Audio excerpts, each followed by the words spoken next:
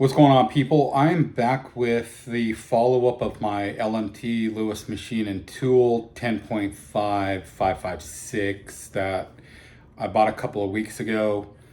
I have clearly, you see a can on it.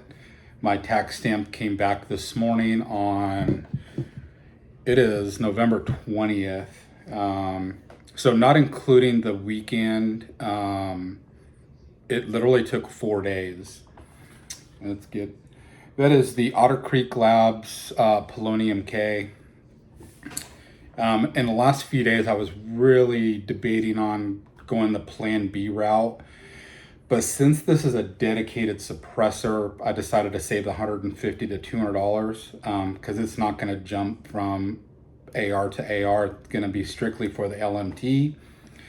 And the hub that it actually comes with is obviously more than suffice. So I feel like I could put that money elsewhere.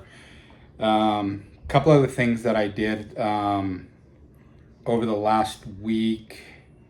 I got the B5 Systems angled foregrip in Coyote. It actually is almost the identical color to the Cerakote. And I actually did the B5 Systems pistol grip on there as well. And then the SBA 5 brace in FDE, which is very identical to the color of the Vortex Crossfire 2. But other than that, the furniture pretty much seems to match up. I also did the Magpul ladder rail covers. I left that portion open because I am going to get another SIG MSR Foxtrot Mini to run on this. I did get the Radian Talon Ambi Safety. Oop, there's a window right there if you can see that. My can just hit it. It did come with the MBT2 trigger. So the only thing, this is about 95% complete. The only thing I'm waiting on, and because the USPS hasn't seemed to gotten their shit together yet this year, I ordered a MicroBest BCG. In my last video, I asked like, hey, does anyone have any recommendations?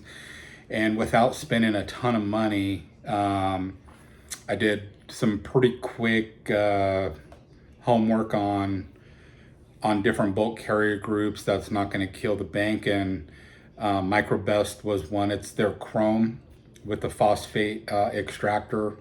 I can do an update on that, but I just kind of wanted to show its final form. I think I mentioned I had a Kung Fu grip on here. In my initial video, it was a black one. Then I ordered an FDE one, and it almost made the grip look white because of the contrast of the rest of the Cerakote. So I ended up going with B5 because B5, the front and the rear is almost an identical match. I think this video quality is a little bit better than my last one. My last one seemed a little blurry. I cleaned the lenses and everything. I don't know if it was the lighting in the room. But anyway, I am super excited about the tax stamp coming back so soon. Oh, let me show you how thin this foregrip is, this angled foregrip. So a lot of angled foregrips are pretty wide, and this is a pretty small forend. And usually you'll see a gap on each side, and it kind of looks funky. I don't know about you, I'm more of an aesthetics person. So you can see there's like really no overhang of the width of the angled foregrip and the actual rail, if that makes sense. Those are just small cues that I pay attention to on certain things that I run. I almost got an emissary development angled foregrip for this, but B5 matched up, so I went this route and I'm happy with it. I don't know what else to share about this. I feel like I did a pretty good show and tell review on the first video of the LMT.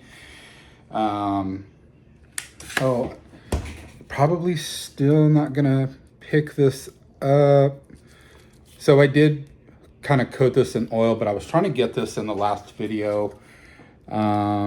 I do have a light this time. I don't know what the light's gonna do, but just so you're aware, LMT,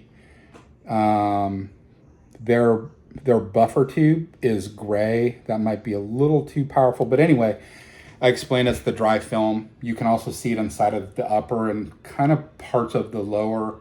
There's this gray looking coating in there, but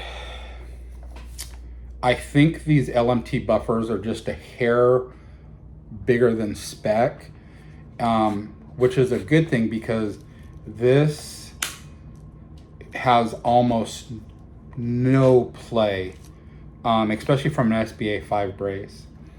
Sorry, I keep hitting that window. I'm going to break that one day. I got two things. We're rapidly coming up on the end of the year, so starting next year, allegedly tax stamps are going away as SBRs for registry. Or Winnie, you might have to educate me on this, but I know there's not going to be a $200 tax stamp anymore. I travel a lot from state to state. I would really like to SBR this because I want to put a stock on it, but I also don't want to ask for permission every time I leave the state or cross state lines. So if for those handful of you that are watching this or that will watch this, give me your opinions on that. I do have other ARs that I keep in my vehicles, but for some reason I really want to run a stock on this.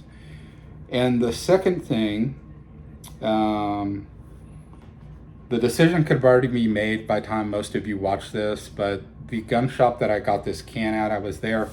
They're running a Black Friday special. They're running it until they run out of them. There is a brand new Daniel Defense DD4 V7.